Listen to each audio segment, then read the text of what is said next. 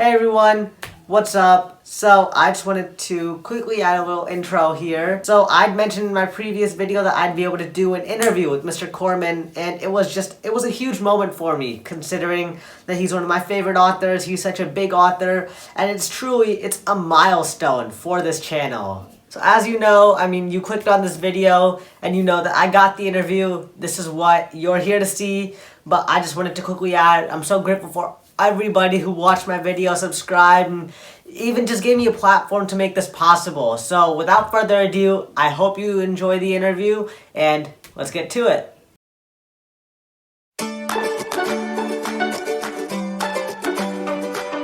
Okay, hi everybody. Welcome back to the channel. Today is a big moment as I've got Mr. Gordon Korman, a New York Times best-selling author, one of my favorite authors ever.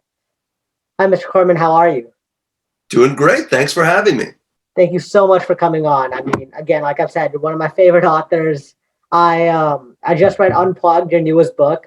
I loved it. I have a book review that I'm just about to post on that. Awesome. So I have just a few questions about Unplugged. So what gave you the inspiration for writing Unplugged? Well, my editor at Harper, the publisher, goes on an annual kind of wellness retreat with, I think it's with her mom and sister every year. They really look forward to it, and it's like super healthy, and all the food is health food, and it's exercise 24/7, no technology, no screens, no phones, like you really unplug. And I know she loves it, but as she described it to me, I kept thinking, oh man, if I ever went on something like this, I would totally hate it. But even more so, it struck me that like a kid would just, unless you were like a really special kind of kid who loves this stuff, you would despise being sentenced to like a wellness retreat like this. And that was really the idea for the book. So I guess somewhat cruelly, I thought to myself, okay, a lot of kids wouldn't like this very much, but who would be the worst kid in the world to send to the oasis of mind and body wellness? And that was where I sort of pictured, thinking about like the Silicon Valley tech titans. And you're like, what if your dad invented the equivalent of Google? You were basically like tech royalty, and they send you to a place where the first thing they do at the door is confiscate your phone, your computer, no technology, no screens, absolutely nothing. They take away everything you've built your life on, and your dad built his life on. So yeah, exactly. That's crazy, because again, like when I read the book, I felt like that was one of the funniest parts too, because he's just like, wait, no technology? Right. Well, everything for him, it sort of flows through fuego, but also you sort of think about a kid like Jet, obviously, I am not the child of a tech titan, nor am I the child of a billionaire. And so I had to sort of ask myself, like, what would you be like? Like, in a sense, this kid has every advantage in the world, but in a lot of ways, he's a pretty lonely kid, right? His dad is a super, super famous, busy guy. And, he would have a kind of confidence that comes from having like a very wealthy family behind him, but and that might make him sort of reckless in sort of a really funny and entertaining way, but he would also be super kind of vulnerable. So, yeah, that makes total sense to me, because like that was like the whole, because that's what I especially liked about the book, because like you feel like the whole book is about him trying to become a changed person, which is like a really common theme. They make movies on that, TV shows, books all the time, but then like, the whole book just sort of transitioned. Well, for sure. I kind of want to do two things. Like, I guess in a way, obviously the main storyline of the book is that he does become a different kind of kid, and he does become less of like a lone wolf. And thanks to Needles, right, the pet lizard that they all pick up, he does start to make friends. But there's a part of me that's always a little bit like wants to buck the trend, and I want like just a part of Jet to sort of be that that sort of annoying kid to the end, because in a lot of ways, like that's what makes him sort of appealing, is he is funny and he is like such a strong personality. And yeah, it's great that he changes for the better, but I'd love it if he could just keep that core that makes Jet Jet and stick with that through the end. That's true, because you can't really change the nature of someone totally. So, like you said, I mean, that's crazy. I feel like the way you got the idea from that. So then, what was your favorite part about writing the book? Like, was there Well, I think probably for me, the most fun part was Needles. Like a book always sort of has, when you're writing it, there's always kind of ebbs and flows, and different sections sort of feel a different way. And you probably can't read it in the finished book, but there are parts of the book that are just really easy to write, and you're just pounding out like tons of pages every day. And there are days where it's like pulling your own teeth out to get, half a page written, 3/4 of a page written. But for me, Unplugged really kind of took off once Needles got in there. That was when the characters really started to mix. That was when the story really started to move forward.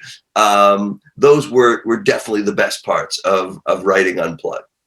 So you feel like Needles really brought a change to the story?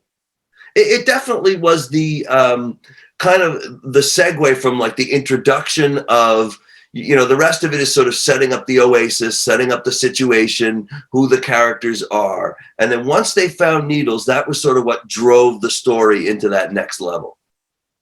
So going off that change, do you think that this book is more similar towards the books that you've written, or do you think it's more different? Because to me, this felt like a different type of book.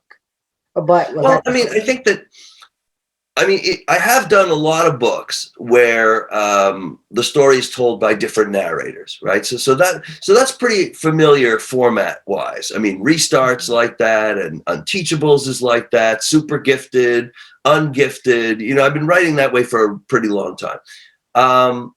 What I think is different about Unplugged is so many of my books are school centered, right? Where the entire story takes place either at a school, or pretty much everything that happens kind of orbits like this one, middle school or some kind of school. But the Oasis is different, right? It's not an educational environment. You don't have, you've got like the Pathfinders, and you've got like Magnus, and but you don't have kind of the strict sort of structure of like the teachers, the principal, the kids, so I think that makes the story kind of different. So story's different.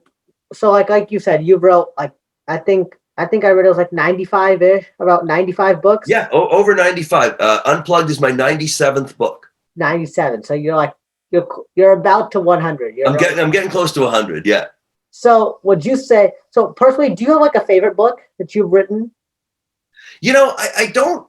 I actually don't. And I feel bad because it's a great question and I wish I had a better answer for it. But I tend to be the most psyched about what's newest, So for me, Unplugged, War Stories, Notorious, not because those are better than all the others. They're just the ones that I'm just kind of the most pumped up about now, because those are the ones that I've written the most recently.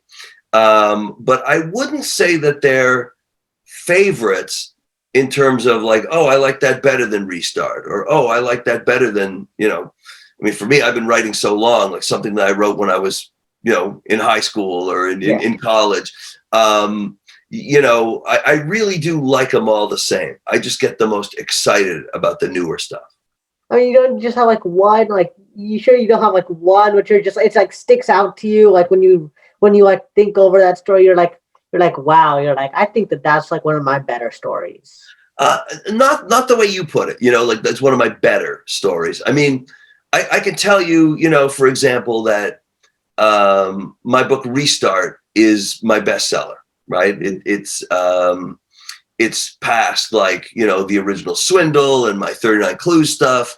I could tell you that my Slacker books, right? Slacker and Level 13, they're kind of special to me because it's sort of based on my oldest son, who is not exactly a slacker, but kind of a video game addicted couch potato. So when I wrote about Cameron Boxer, I always pictured my son Jay with his Xbox Live headset, screaming and the network and so that one is always got that personal connection, and there'll be certain books, I most of my books have some kind of humor in them, but like War Stories, for example, is a World War II book, required way more research than my books normally do. So when I think about War Stories, I always imagine myself just like really delving into the topic. Again, none of those are better or worse than other books, but they do have like a special meaning to me. Yeah, for me, slacker means most to me because one, I'd say Slacker Restart, my favorite. And two, on this channel, when I reviewed Slacker, I think that's my top viewed video. So I mean, that one, okay, cool. That one, I made when I was like this tall and this big of a face. But I get that. That's probably because that's why like I was so pumped up when Level 13 came out. That's awesome to hear. Yes, another Slacker book. So I got some like general questions for you. So again, like every story is different. So what would you say is like the best part about being an author? Would it be like the stories, the attention, the fans? Well, I mean, I don't, it's not real fame, quite like, let's say an actor would have, or, like a quarterback or something like that, and in a way that's kind of the advantage, right? Like your books can get pretty famous without you being famous. So, I mean, J.K. Rowling, who created Harry Potter, is probably the most successful writer in history. And if she walked through your school cafeteria, like probably half the kids would be like, oh, look, new substitute teacher. Yeah. They all know her books and her characters, but nobody recognizes her. So it is kind of a good gig because you get sort of fame, but also you can kind of keep your privacy. I'll tell you what I think is really, really cool about this job is when you're writing something, it's very much in your own like little cocoon, right? Like, not that many people know about it. Your editor, maybe a few people at the publishing company, your family, you told them what you're working on.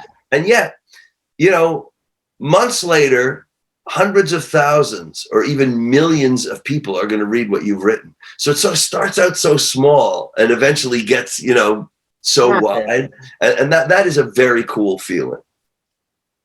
Yeah, I feel like that. Yeah, because that'd be really cool. Because for me too, what I try to do is just try to expand, try to get to as many people as I can with my channel. Because like my goal is ultimately to try to have like a solid channel which I could use to promote other things, as well as try to interact with more people. Which is like amazing. Exactly, it's all about like connection. Because these days everything's on the internet now too. So like internet and books. So I feel like some of the truest things that like connect people, because I mean you can go to a person and like you might not ever know them, but like you said, like J.K. Rowling, like it's like you ask the person if you read Harry Potter, most likely they're going to say, yeah, I've read Harry Potter, and you just start a conversation right off of that. It's a great way to connect. Exactly. It's and that's why one of the things that I'm always the most proud of is that a lot of times schools will take one of my books and make it like sort of an all school read, right? Where the entire school will read the same book. And I think, what you're doing is you're taking 800, 1,200, like a lot of kids and giving them all something in common. And that thing is a book, right? I mean, you can't make them talk about it, but they will, because they all have this one experience in common. And I think that makes authors feel incredible, just the idea that you've become part of people's lives in that small way.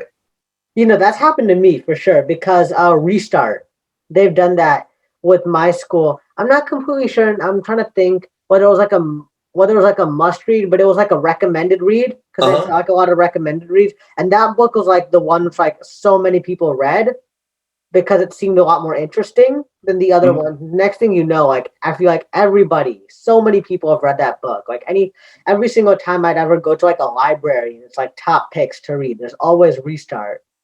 If it's not checked out, that's great. Always up there. So, do you think like being an author? Do you sort of just kind of go off what you think, or like like everybody sort of has like a inspiration? Is there a certain author that inspired you to write your style of writing?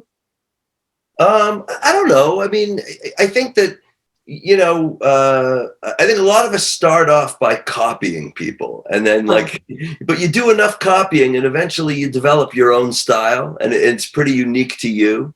I loved the old school middle grade novels, like old Judy Blume and Beverly Cleary and the Mad Scientist Club and the Great Brain. And so I guess in a way, because I love those kinds of books, when my first book started as a school project, and when we had a chance to write whatever we wanted, it was very natural for me to try and write kind of like a classic old school middle grade novel. And that sort of turned into my first book. And, my style just sort of developed, I guess, a combination from those old middle grade books, movies, comedies. Like I've always been, not all my books I would say are laugh out loud funny, but but most of them are pretty funny though. Yeah, but like I love humor. When I was 2 years old, the cartoons on TV that were my favorites were the ones that kind of cracked me up.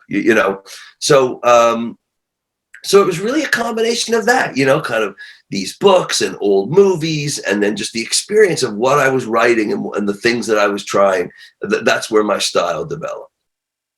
Yeah, correct me if I'm wrong, but I think I once heard you say that like you had to write something for a school project and your book sort of got accidentally sent. Well, it wasn't accidental. It was, I mean, it was kind of accidental that it was a book, the accident was the track and field coach had to teach English in our class, and it was just sort of, they were short an English teacher, but the way our schedule worked, the only adult who was available to cover our class at the time was this coach, and he had never taught English before. So when it came to creative writing, he just sort of drew a blank and stood there saying, okay, create something. Yeah, work on whatever you want for the rest of the year.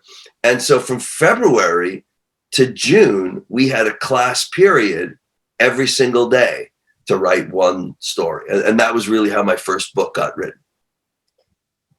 So, yeah, I mean, because they used to do like a lot of that free writing stuff with me. Yeah, like when I was earlier in elementary school, and now like all the writing that we always have to do is like essays, this, that, and that's just like, when you hear like the teacher tells you you've got an essay to write, nobody goes, yay, an essay. Nobody jumps up and down. They're just like, another one. Yeah. Why do you think that, like, because more and more kids now, especially like if you ask a lot of kids my age, you ask most of them, do you like writing? And most of them is the answer you'll get is no. In fact, we actually had this question the other day in my history class. He does like an opinion of the day. And he's like, what's your opinion on writing? And most people, they don't like it that much anymore. Why do you think that that's happening more? I mean, well, obviously some of it's what you talked about, that when 95% of your experience with writing is essays, or things that you have to do rather than things that you want to do. I mean, it's gonna put a sort of a dark cloud over it a little bit. But I also think that there is a flip side to that, and I think that it's I mean, for you, it's kind of come out more through YouTube that you can sort of express yourself that way. But I think also if you think about like sites like Wattpad, and like the whole blogging world, there are a lot of opportunities to write. Fan fiction has become absolutely gigantic. Oh yeah, all over the place. So on the one hand, I think you're right. Do kids, when you say, what's your favorite thing to do? Not that many kids are going to come up with, oh, number one, writing. That's right. But at the same time, I think kids are writing, and I think kids do enjoy writing. But I do agree there is definitely a significant gap between the writing that you want to do if you're a blogger or a fanfic writer, or you're posting your stuff online and sort of building an online community through that, and writing an essay on, the poetry of Elizabeth Barrett Browning or something like that. Yeah. So obviously, I mean, everybody knows that writing is good for you. I mean, that's why because like any profession, like if you're an author, then you write. That's your job. But like any profession you go to, even to like all the way to like the medical profession, you always have to type up notes, this and that. So like any profession always requires some form of writing.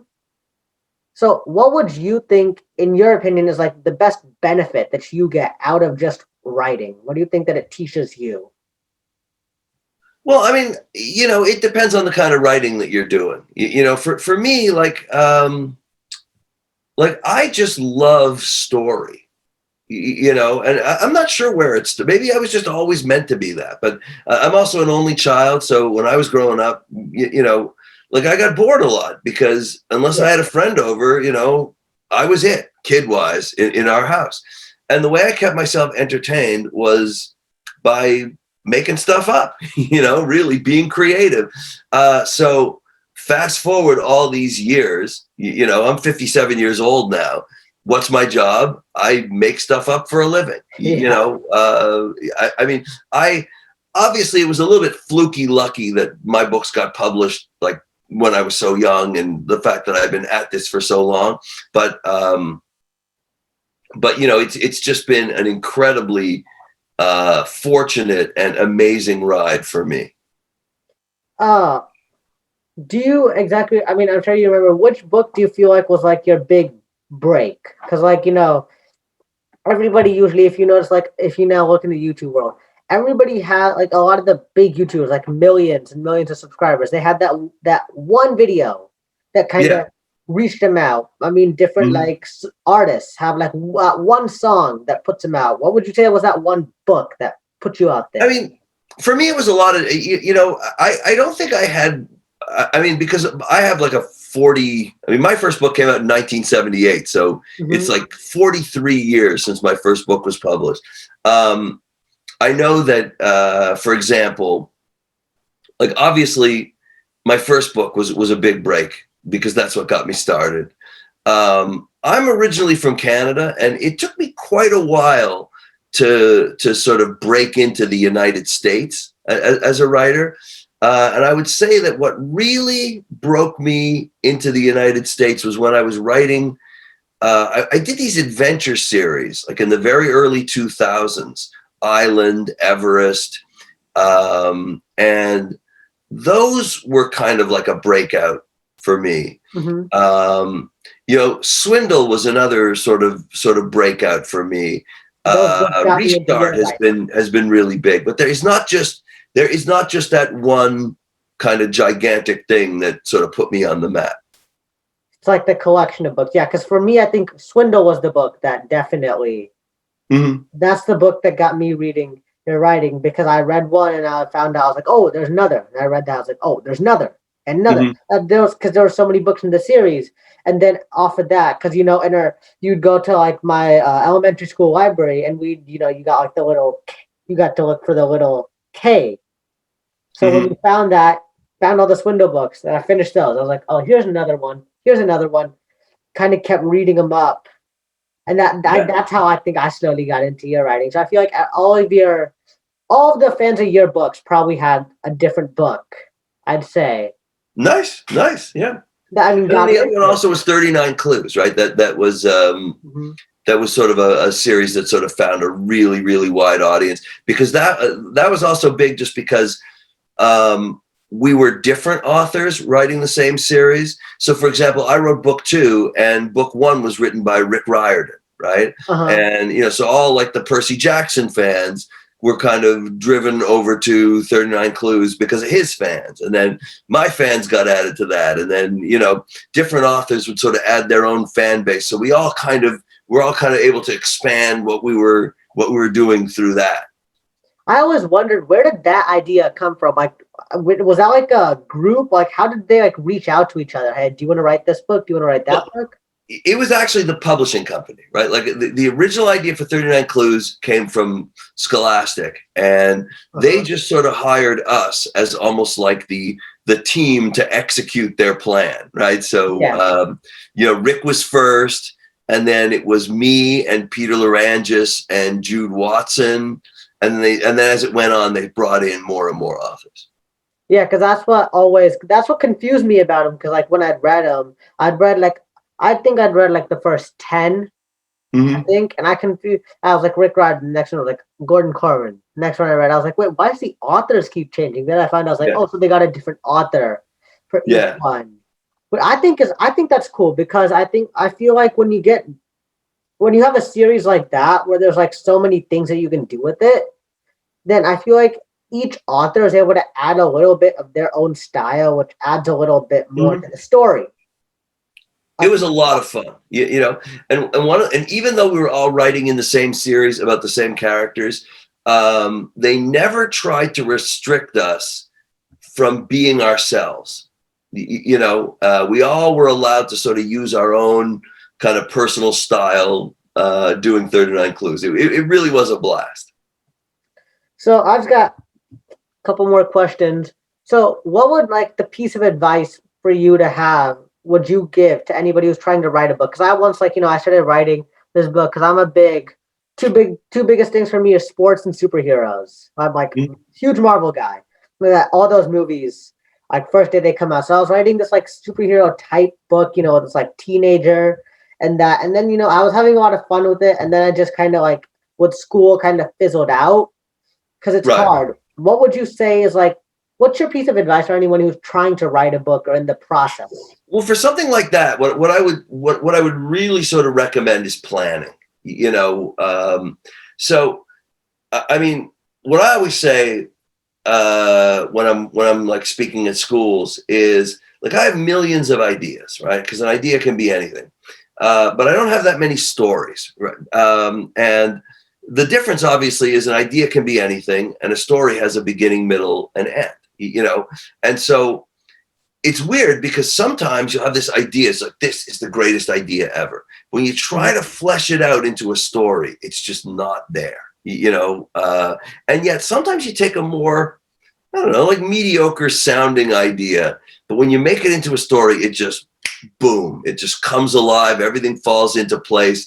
And so if I can get a story to the point where I got the beginning, I got the ending, and I've got, let's say, 2 or 3 like really cool scenes in the middle, I know it's time to start writing, you know? So I think one of the great ways to avoid working on something and running out of steam is when you've got the beginning, the ending, and a few set pieces along the way. Because if you ever find yourself losing interest or you're sort of getting off topic, just like really focus on the next thing you know you need to get to and work on writing towards that. I think that would help anybody. And even for me, when I get a little lost, I do that. I go back to like the next big thing that definitely needs to happen and write in that direction. That's probably the best advice I've heard. So for writing, thank you so much. I mean, again, thank you so much for coming on. I've got one final like open-ended question. Sure. Do you have anything else to tell the like listeners / watchers? Do you have anything to leave them with?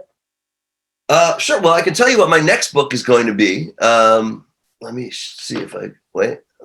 This is unplugged. My next book is going to be called Linked. It will probably be coming out. I think it's coming out this summer, like July 2021. And I don't want to like say too much about it because we still got a lot of unplugged to be psyched about, and you know, don't want to focus on the next thing without paying attention to what's going on right now. But it's a really, really cool story involving sort of a quest to make the longest, paper chain, like paper chain in history. But that'll be a little bit of a teaser on that. But I'm really, really thrilled to have a chance to come on your channel and speak with one of my readers. I feel very, very lucky that I was able to get a book published when I was 14, and the fact that I'm still doing what I did for my 7th grade English assignment is incredible. That doesn't happen automatically. Like, that doesn't happen just because I'm able to write the books. It's because there are readers out there reading them. So thank you so much for having me on your channel, and thank you for being a reader, because that's what makes it all possible for me. Yep. Again, everybody who's watching, I really hope you enjoyed the video. Again, a big thanks to Mr. Korman. Again, this was a huge opportunity for me. So I hope that everybody enjoyed the video. There you have it. I mean, linked. I mean, I'm sure that your publishing team will probably put some more out on that. So everybody make sure to stay tuned for that. If you have not read Unplugged, I would really recommend reading it. It's definitely one of my favorite books that Mr. Korman has written. And thanks for watching. And again, big thank you, Mr. Korman. Thank you.